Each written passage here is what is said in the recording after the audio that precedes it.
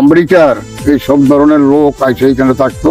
তারা ব্রিটিশ আমলে স্থাপিত, পাকিস্তান আমলে নির্মিত একটি ডাক বাংলো, যে ডাক বাংলোটি শীতলক্ষ্যা নদীর তীরবর্তী অবস্থিত।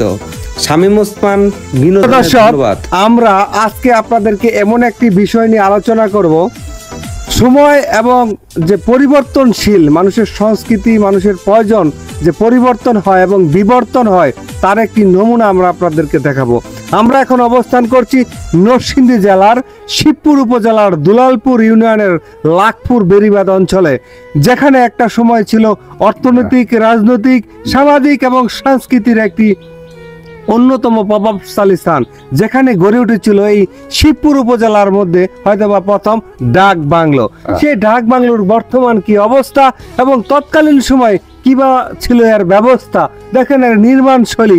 আজ থেকে প্রায় 100 বছর পূর্বে এটি নির্মাণ করা হয়েছিল পাকিস্তান আমলে, কিন্তু এখন এটা দিব্যি দাঁড়িয়ে আছে আমাদের সম্মুখে। শুধু দাঁড়িয়ে নেই, তার সেই সুনাম এবং তার প্রয়োজনীয়তা। একটা সময় এখানে যে প্রয়োজনীয়তা ছিল, এই প্রয়োজনের কারণে এখানে গড়ে উঠেছিল ডাক বাংলা।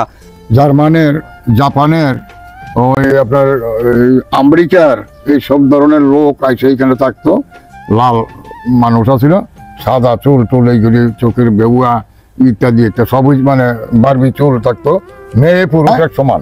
তারা তো স্পিড বোট দিয়ে নদী পথে, তখন একমাত্র পথ ছিল নদী পথ ছাড়া আর কোনো সড়ক পথ ছিল না। হ্যাঁ, তখন তারা এখানে কতদিন থাকতো? এই 3 দিন 4 দিন এরকম থাকতো, বা 2 দিনও থাকতো। তারপর একটা ফেরিয়া ছিল, এটা তো পারিয়া আবার যাইতো ওই পাশে যাইয়া আবার ওই কাপাসিয়া যাইতো, কাপাসিয়া যাই ওইভাবে যাইতো।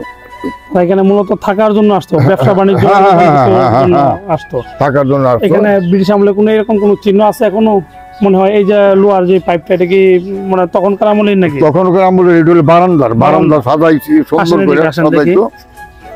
তখন এটা বারান্দা ছিল, এই যে এই নকশায় এইভাবে যাইয়া আবার এইভাবে গেছে, এইভাবে যাইয়া এইভাবে গেছে, একটা নকশা ছিল, খুব সুন্দর একটা নকশা হয়তো বা মানে খুব জীর্ণিত অবস্থায় আছে। একটা টিউবওয়েল ছিল এইখানে।